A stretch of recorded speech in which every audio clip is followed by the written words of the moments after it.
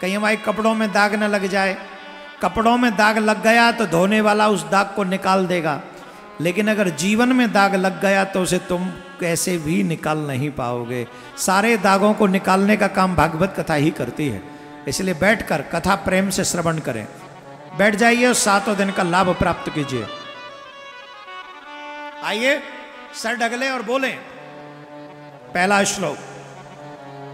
सच्चिदानंद रूपाय सच्चिदानंद रूपाय विश्वोत्पत्त्यादि Hathaway विश्वोत्पत्त्यादि Hathaway तापत्रय विनाशाय तापत्रय विनाशाय श्री कृष्णाय वयं नमः।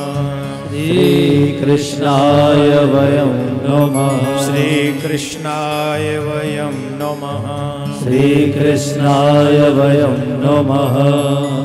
भगवान सच्चिदानंद को कोटि कोटि नमन करते हैं।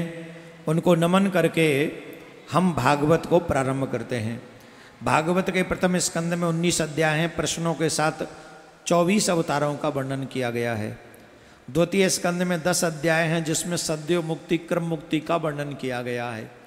तृतीय स्कंद में 33 अध्याय हैं जिसमें सर्ग सृष्टि का वर्णन किया गया है।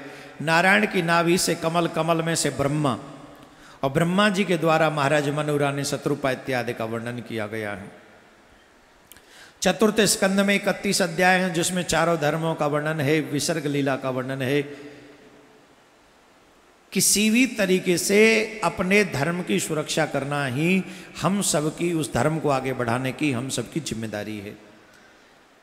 पंचम स्कंद में स्थान शक्ति लीला का वर्णन है, 26 अध्याय हैं। षष्ठम स्कंद में 19 अध्याय हैं, पोषण और लक्षण लीला का वर्णन किया गया है। सप्तम स्कंद में 15 अध्याय हैं जिसमें ऊती लीला का वर्णन किया गया है। 24 अध्याय हैं। अष्टम स्कंद में मनवंतरों का वर्णन किया गया है। नवम स्कंद में 24 अध्याय जिसमें ईशान लीला का वर्णन किया गया है। दसम स्कंद में 90 अध्याय हैं, और 90 अध्याय जिसमें भगवान के प्राकट्य से लेकर मथुरा की लीला, ब्रज की लीला, पूर्वाद और उत्तराद में दसम स्कंद को कहा गया है। सुंदर लीलाओं का वर्णन। एकादश स्कंद में 31 अध्याय हैं जिसमें मुक्ति लीला का वर्णन है। द्वादश स्कंद में 13 अध्याय हैं, आश्रय लीला का वर्णन है। इसमें 12 स्कंद हैं, 335 अध्याय हैं, 18,000 श्लोक हैं। इति संपूर्ण श्रीमद् भागवतः। बोली भागवत महापुराण की। भागवत का अंतिम श्लोक उच्चारण करेंगे सभी मिलकर।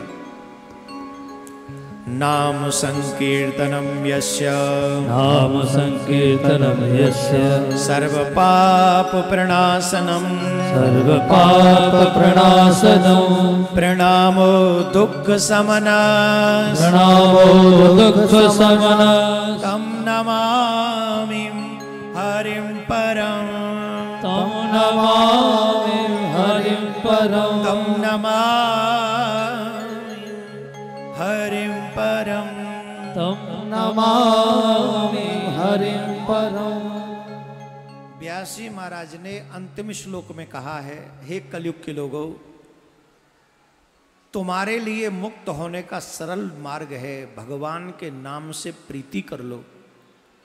मनुष्य जीवन प्राप्त करने के बाद गुरु से जो मंत्र मिला है उस मंत्र में सच्ची निष्ठा रखो, उसको जाप करो और उसी से तुम मुक्त हो जाओगे, उसी से मुक्त हो जाओगे। लेकिन बड़े दुर्भाग्य के साथ कहना पड़ रहा है, हम लोग मनुष्य जीवन पाकर भी ये सब कर नहीं पाते हैं, भटक जाते हैं, अटक जाते हैं।